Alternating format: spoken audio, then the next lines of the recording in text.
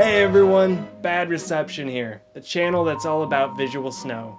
And today is a much anticipated vlog because today's topic is my visual snow essay. Now for those of you who have seen my other vlogs, then you'll know exactly how this essay came to be. But for the sake of newcomers, as well as just a reminder, let me bring you back and tell you how this essay came to be. Last time on Bad Reception talked about his personal visual snow story and his experience at the Visual Snow Conference. And within those vlogs, he mentioned that he wanted to write an essay in an English course he was taking at college at the time of his heated quest for answers on the strange, scary stuff, or static, that covered his world. What had been presumed as phosphenes was discarded for prisoner's cinema, which was discarded for visual snow.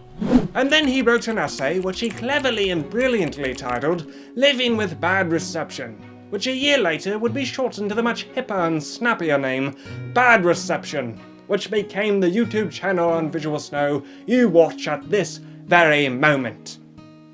And that's basically it. I have nothing else to say at all. Alright, so there's two steps to this vlog.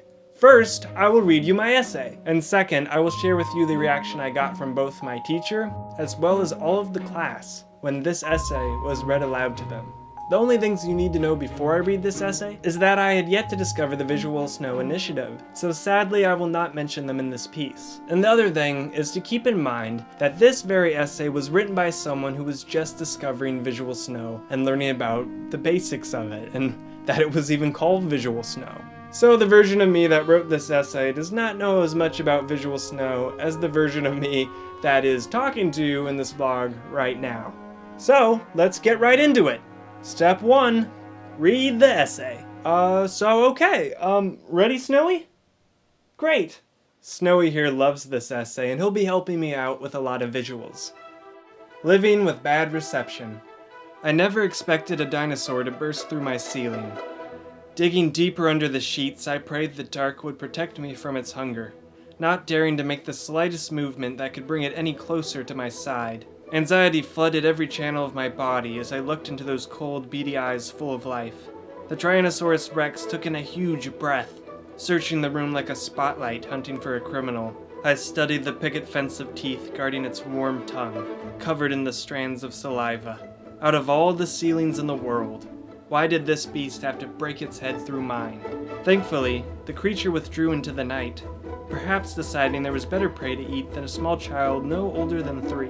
However, I could not draw my attention from where I saw it last. What if it came back? Looking around somewhat ambivalently, I began to wonder if it was ever there at all.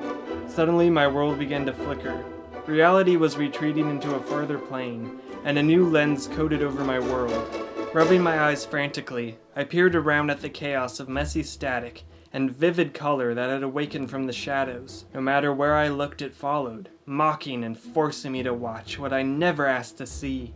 I cried in honest horror for my parents to save me from the light. They came in a hurry asking what was wrong, as I quivered in the fear of the unknown.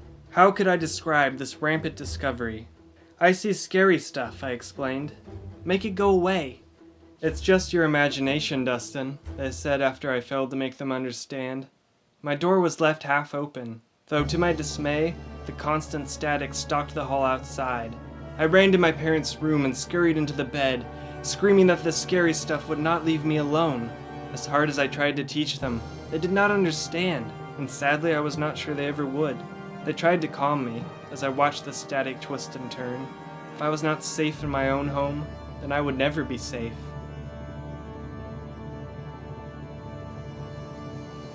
Back in my own room, I watched the ghostly artifacts until my eyes shut in exhaustion. Oh no. Feeling broken, I saw them play behind my eyelids in the exact position when they were open. In the morning, the static haunted my room as happily as it did at night. There was no way I could hide. Why wouldn't they leave me alone? I woke as a 7-year-old, finding the strange essence was still my roommate, and no longer speaking as freely of the anomaly. I watched as the sentient creature moved collectively like ants, warping in wisps of smoke and transforming into peculiar shapes, animals, human faces, and the dangerous product of pure imagination. Perhaps it could work for me, I thought. The colorful particles drifted away and rippled as I stroked a finger through them. Noticing I was on a journey through a private collection of stars, I held tightly to my stuffed animals and watched the constellations come to life. A portal opened, and I felt its swirling mass pull my wooden ship onward. I woke again as a young man, bothered I would never know the sight of pure darkness. It was no longer what I saw that scared me. It was the fact that no one knew what it was. I knew the difference of the mind's eye and the physical eye. This was not imagination. I sighed in desperation. Phosphenes, the doctor said after running several tests and showing me a few examples on the computer. A ring or spot of light produced by pressure on the eyeball or a quick change between light and dark environments. Though appreciating his opinion, what he showed me was clearly not a dinosaur. Leaving the office, I knew the path of discovery was all my own. Searching the web on the topic of phosphenes, I eventually came across something that would change my life forever. A woman had created an amazing video that showed her doing daily activities with a television as a head. The static, I thought, overwhelmed. She sees the static. On the edge of my seat, I watched closely, feeling a powerful sense of connection. The condition I have is called the visual snow syndrome, and is a disruption of neural activity between the cortex of the brain. After all these years of feeling completely alone, as if my brain told me lies, here I had finally found someone who actually understood. Scrolling down the comments, the words of people just like me explained the condition we share perfectly. It was purely uplifting. Looking further, I learned the sad truth. Less than 1% of the population of the world knows the condition exists, and somehow, I am one of the very few that have it. Sitting back in my chair, all the thoughts and facts rushed through me as I finally found some peace. The Tyrannosaurus Rex never came back, but many of its friends visit me every night and day. Now I lie awake at night, the snow falling all around me, and I do not run away, for there is no escaping. I watch the static thoughtfully, and see the beauty in it, my northern lights, my voyage through space. I know now that I am a broken television that has not lost its show.